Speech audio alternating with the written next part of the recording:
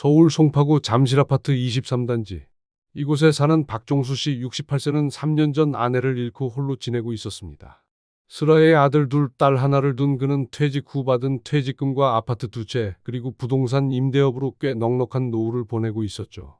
그런 종수 씨에게 6개월 전 인생의 새로운 봄이 찾아왔습니다. 문화센터에서 만난 한영숙 씨 61세와의 만남이었어요. 품위 있고 지적인 영숙 씨에게 종수 씨는 깊이 빠져들었고 2달 전 마침내 재혼 계획을 발표했습니다. 하지만 이 소식을 들은 종수 씨의 자녀들 반응은 예상과 달랐습니다. 특히 큰아들 박민호 40세와 둘째 박민석 38세는 강력히 반대했죠. 그들이 반대하는 진짜 이유는 무엇일까요? 그리고 영숙 씨를 둘러싼 숨겨진 비밀은 과연 무엇일까요? 종수 씨의 큰아들 민호는 대기업 과장으로 일하고 있지만 최근 집값 폭등으로 내 집 마련에 어려움을 겪고 있었습니다. 아버지의 재산이 자신들에게 상속될 거라고 당연히 생각하고 있었는데 갑자기 새어머니가 나타난 것이죠. 형, 이건 아니잖아. 아버지가 재혼하시면 우리 상속분이 반으로 줄어들어. 둘째 민석도 마찬가지였습니다. 최근 사업이 어려워져서 아버지에게 도움을 요청하려던 참이었거든요. 더 큰 문제는 그 여자가 누군지 확실하지 않다는 거야. 혹시 아버지 재산만 노리는 건 아닐까? 딸 미정 36세는 오빠들과는 조금 달랐습니다. 아버지의 행복을 진심으로 바라고 있었거든요. 하지만 오빠들의 말을 들으니 불안해지기 시작했어요. 그래도 아버지가 좋아하시는데. 근데 정말 그분에 대해 아는 게 너무 없긴 하네. 형제들은 몰래 사립탐정에게 한영숙 씨의 신원조회를 의뢰했습니다. 그리고 일주일 후 충격적인 사실들이 밝혀지기 시작했어요. 한영숙 씨는 과거에 2번의 결혼 경험이 있었습니다. 첫 번째 남편과는 5년 만에 이혼했고 2번째 남편은 3년 전에 사별했다고 했어요.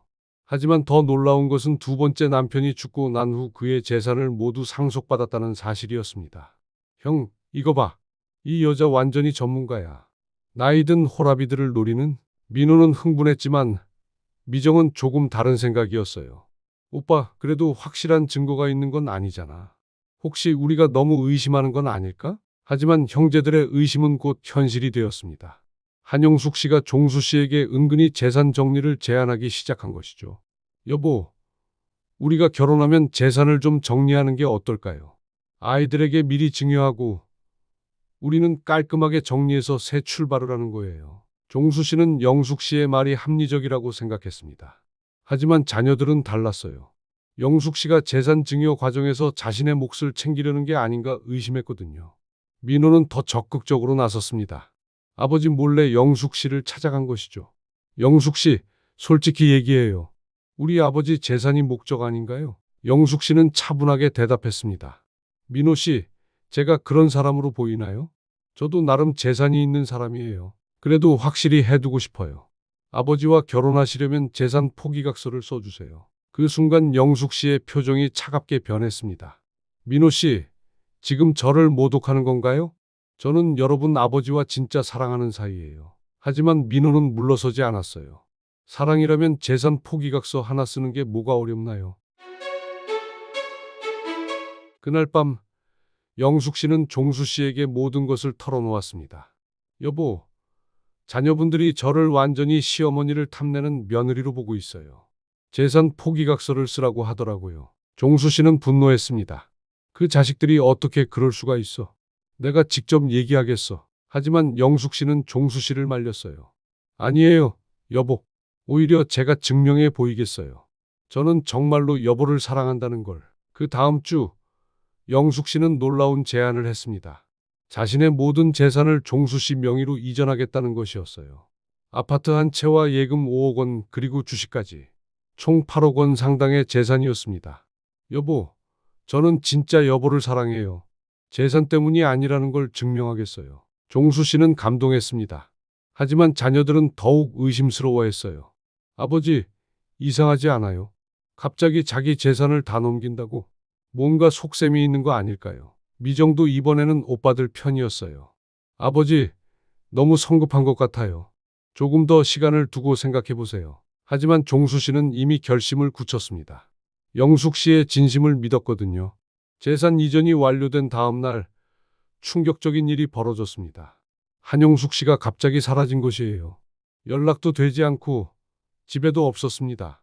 더 놀라운 것은 종수 씨 명의로 이전된 영숙 씨의 재산도 모두 사라졌다는 사실이었어요. 알고 보니 영숙 씨는 재산 이전 서류와 함께 종수 씨의 모든 통장과 인감을 복사해 두었던 것입니다. 아버지, 사기당하신 거예요. 민호의 말에 종수 씨는 무너져 내렸습니다. 평생 모은 재산 15억 원이 하루아침에 사라진 것이었어요. 하지만 진짜 충격은 그 다음에 기다리고 있었습니다. 경찰 조사 결과 한영숙이라는 이름 자체가 가짜였던 것이죠. 진짜 이름은 김미경, 전문 결혼사기범이었습니다. 종수 씨는 완전히 절망에 빠졌습니다. 평생 벌어놓은 재산을 모두 잃었을 뿐만 아니라 사랑한다고 믿었던 사람에게까지 배신당한 것이었어요.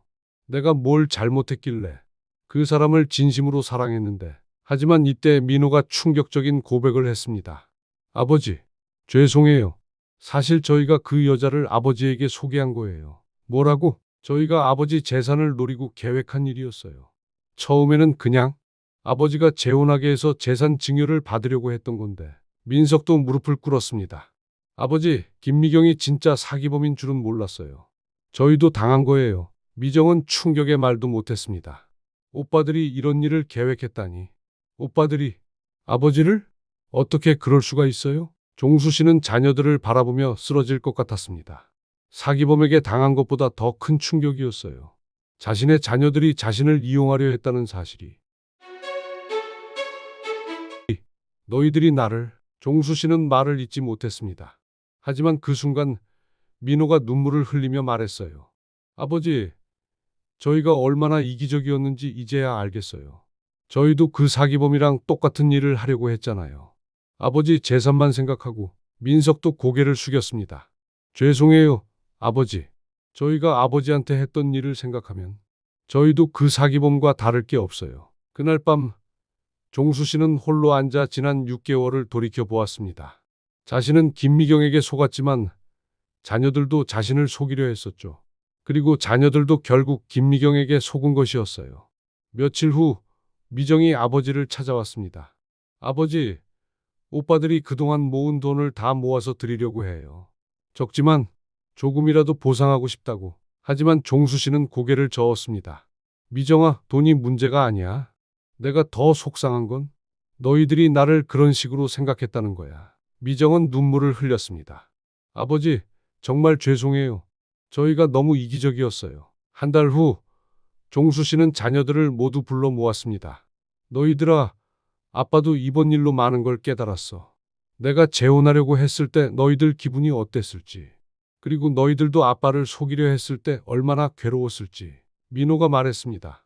아버지, 저희가 정말 잘못했어요. 그런데 저희 때문에 아버지가 그런 일을 당하셨다는 게. 아니야. 그건 내 욕심 때문이야. 나도 김미경 씨가 진짜 나를 사랑한다고 믿고 싶었거든. 돈이 있으니까 사랑받을 수 있다고 생각했어. 종수 씨는 계속해서 말했습니다. 우리 모두 똑같은 실수를 했어. 서로를 이용하려고 했잖아. 김미경 씨는 내 돈을, 너희들은 내 재산을, 나는 김미경 씨의 사랑을. 결국 우리 모두 이기적이었던 거야.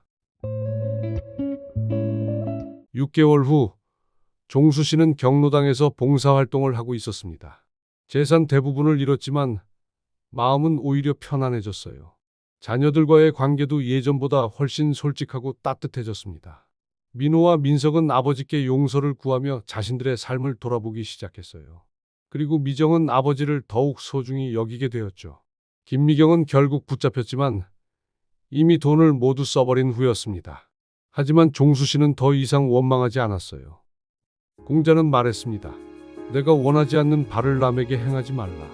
이 사건에 관련된 모든 사람들은 이 원칙을 잊고 있었습니다.